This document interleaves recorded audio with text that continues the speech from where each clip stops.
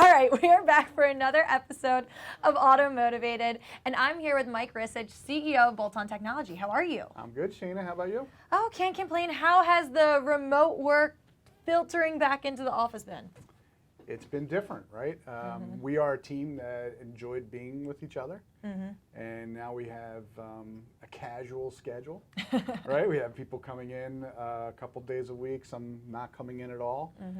Everybody is focused on, productivity and being safe, and we're making, I think, the smart decisions. As you know, we have some people that are single and younger and maybe live in the 700-800 square foot apartment, and they can't make that corner any more interesting. Yep. And so, finding their way to the office gives them some sort of routine. Yes. And while it's not, quote, normal, it does allow them to interact with some people as opposed to maybe just a pet and everybody over virtual. Just like you and I are here live in the same room. We are in the studio. It's really great to be back. And, it's been interesting because I feel like with everything that's going on, we've really, as a team, taken a step back to look at some of these questions that we can really help auto shops, move forward past this, pandemic into this new transition of, what this new normal is. And one of the conversations that we were just having was the idea of dropping your prices. Very challenging, right? Absolutely. But certainly we live in challenging times, and this is based on an article written by Bob Cooper. Yep, over at Elite, our friends over at Elite. And a man of great integrity. And I think, Bob has, some really great points in his article, and it really, you have to have integrity. You have to have morals, and you have to be cognizant that you have to sell value. Absolutely. And that's truly the key ingredient in the pricing. Absolutely. And when it comes to actually having the conversations with your customers, you really have three options. And these are the three things that Bob actually points out to us. It's you can either let them walk out your door, you can drop your prices, or you stand true to what your prices are and show that value. And there's been situations that I can think all auto repair shops have probably been in each scenario. Sure. But it's really looking at really what is best for you, for your brand, and how you're staying true to yourself. Very good points, and look, the hardest part is to get the person in the door, right? So a lot of shop owners will feel like, I accomplished that, right? I crossed the finish line. But as Bob puts in his article, which is really good, if you did discount your price, and the next person who walked through your door was your mother or father, how would you feel about charging them full price?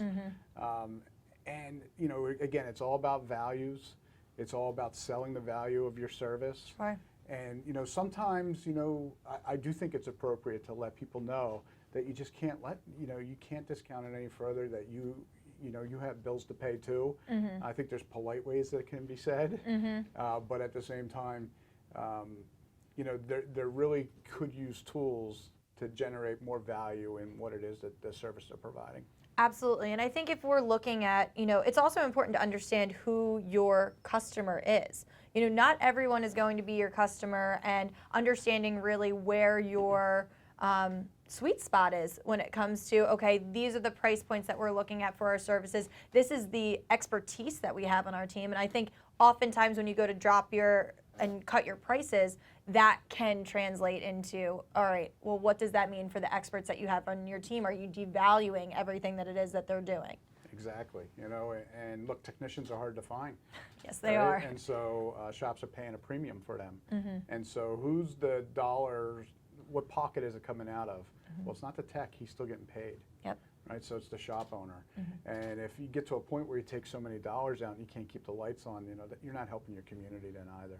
Absolutely. And so we're looking at how do we have customers pay the price that they're supposed to. And I know Bolt-On Technology has a few tools that really help us get there, not only to show the value immediately, but also help prepare them for longer term purchases or purchases that are going to be coming up with routine services that might be a stop or two off.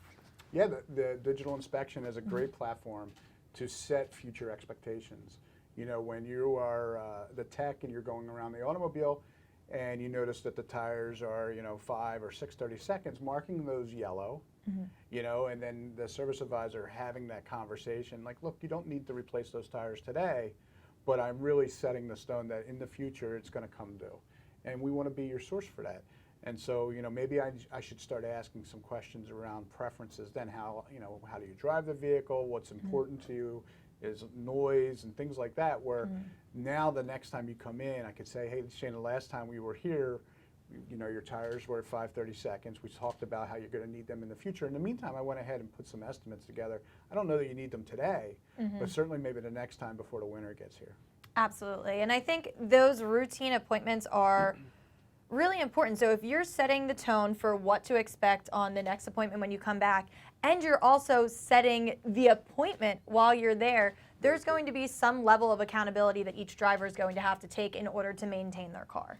Most people don't know that many things about cars, right? They know, you know, I often say they know that the key goes in the front and the fuel source goes in the back.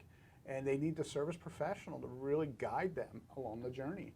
And when you take that approach, you know, from the service professional, you really are in control. And then now you're not really worrying about discounting your prices, because you're giving the buyer enough options to choose what fits in their pocketbook. And so now it's not a matter of, you know, lowering your price to get the sale. It's a matter of the relationship and you understanding what that driver is looking for. That education factor really is key, but I think even going beyond that is the shops that are taking the time to educate and build that relationship.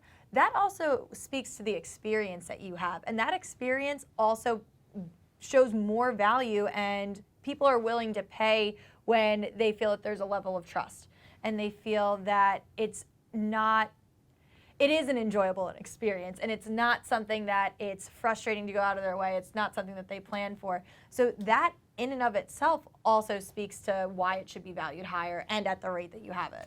Yeah, I mean, it's really about customer satisfaction at that point, and you know, doing the difficult things about having the conversation of what to expect each time coming up. You know, a lot of people just look past that and they say, all right, Shane, we'll see you next time, and wave. You know, that doesn't really work in today's world. You know, you really have to help guide that driver down the path of when they're going to be back. Using tools that we help supply, you know, really does allow the shop to leverage technology. And you know, if they don't even have an answer, you can say, well, you know, Shane, it's just like Google, you know, our system tells us this is how many miles a day you drive, you know, what oil we use, when you should be back. So it's really dictating based on your specific needs that's why I'm telling you to come back, especially if they can't come up with something, you know, a little better. They can always default on the technology. Sure. So bringing it all full circle, what are your recommendations for shops when it comes to pricing?